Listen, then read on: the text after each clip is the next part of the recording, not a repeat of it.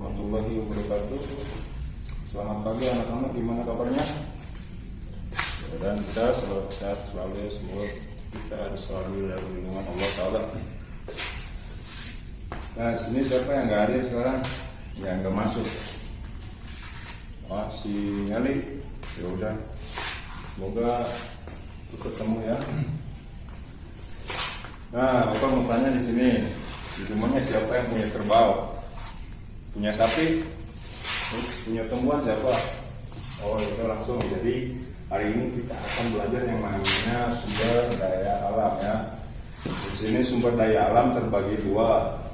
Yang pertama sumber daya alam hayati, yang kedua sumber daya alam non hayati atau disebut juga abiotik ya. Nah, di sini sumber daya alam hayati yaitu sumber daya alam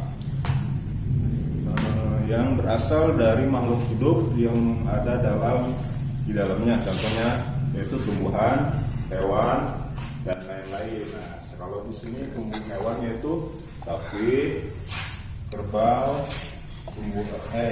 kerbau dan tumbuhan itu sayuran dan tanaman ya, seperti ini tanaman.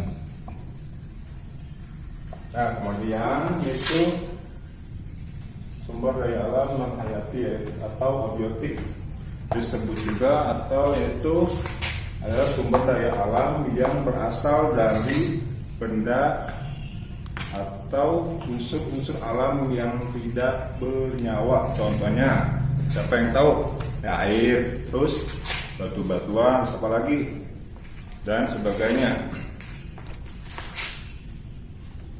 Terus di sini sumber daya alam juga terbagi yaitu menjadi sumber daya alam yang dapat diperbaharui atau juga yang tidak dapat diperbaharui.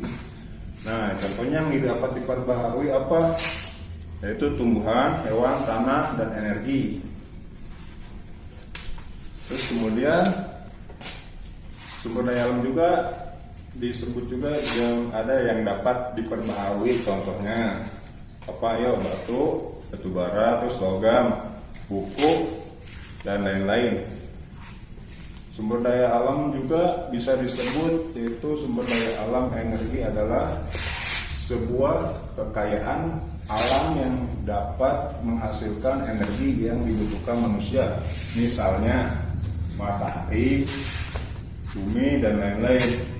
Nah, di sini juga sumber daya alam ada yang namanya sumber daya alam peluang dan juga sumber daya alam waktu. Sumber daya alam luang yaitu sumber daya alam yang berupa ruang, tempat, atau wilayah keberadaannya biasanya dimanfaatkan oleh manusia sebagai kelangsungan hidup. Contohnya area pertanian, terus peternakan. Nah, terus sumber daya alam yang dapat diperbaharui yaitu ketika musim kemarau. Contohnya mendapatkan air pada musim hujan, sedangkan pada musim kemarau tidak mendapatkan air. Nah, sini masih ada yang mau bertanya atau yang mau ditanyakan, anak? Kalau nggak ada, Bapak tutup sampai dari sini. Cukup sekian. Assalamualaikum warahmatullahi wabarakatuh.